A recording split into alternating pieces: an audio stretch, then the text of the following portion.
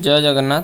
आज मुझे आपको एपरी एक स्किन केयर इनग्रेडिएंट विषय कहि जहाँकि आजिकल बहुल भाव में यूज कर बहुत भल कम कर नियासिनामाइड या निकोटिनामाइड कहुए। यार कंप्लीट इनफॉरमेशन वीडियो को स्किप न कर शेष पर्यटन निश्चय देखूँ। यह एक विटामिन B3 डेरिवेटिव अटे। यह आम मुख्यतः मांस, अंडा, क्षीर, बीन्स शस्य जातीय पदार्थ एपरी खाद्य पाइपर। यार मेन काम है यह आमर मुहर केराटिन सिंथेसिस करता है जहाँफल कि आम स्किन हेल्दी देखा जाए। स्किन रे मॉइस्चर को लॉक करता है फल एक्जिमा मेनली हेल्पफुल होता है। स्किन होता जला पड़ा को कम करे, स्किन रे ऑयल को रेगुलेट करे, सन डैमेज आम स्किन को रक्षा करता है। डैमेज स्किन मेनली हेल्पफुल होता है।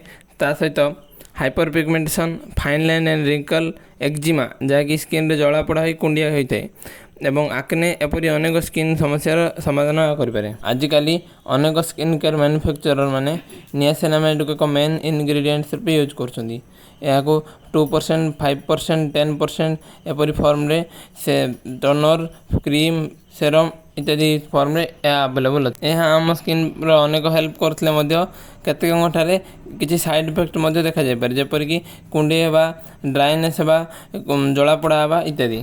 तेणु स्किन रे कौन सी प्रोडक्ट यूज करिया पूर्व पैच टेस्ट निश्चय करिया उचित। नियासिनामाइड टी अनेक AHA, BHA, hyaluronic acid, retinol, peptide एसबू सहित कंपाटिबल होता है और आउ केतक इनग्रेडिएंट सहित यह रिएक्शन करता है।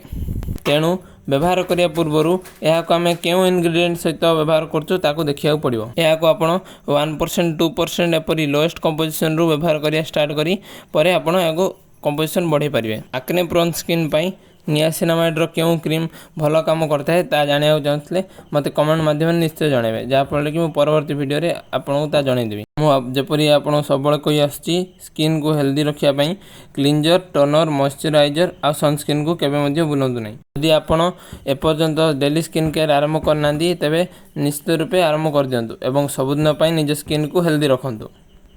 एपरी नुआ नुआ स्किन केयर रिलेटेड इनफॉरमेशन पाइबापी मोहित जोड़ी रही था। जदि वीडियो भल लगी तेरे या लाइक, शेयर और चैनल को सब्सक्राइब करने को जमार भूलु नहीं। रोची नमस्कार।